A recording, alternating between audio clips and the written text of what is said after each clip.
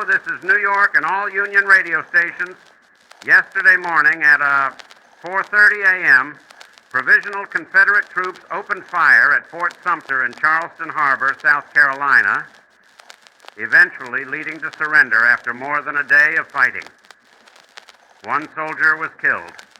Another soldier was mortally wounded after a round exploded prematurely during the 100-gun salute. Great structural damage was caused upon the fort due to the bombardment of batteries. We are now in a state of war. You will hear a special announcement in a moment from Major Robert Anderson.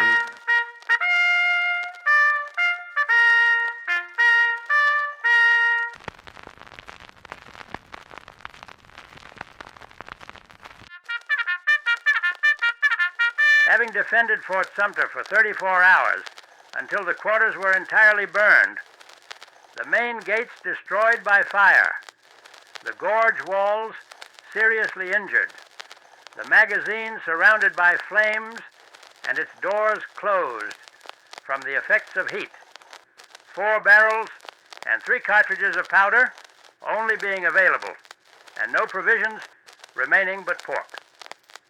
I accepted terms of evacuation offered by General Beauregard, being on same, offered by him on the 11th, prior to the commencement of hostilities, and marched out of the fort Sunday afternoon, the 14th, with colors flying and drums beating, bringing away company and private property and saluting my flag with 50 guns.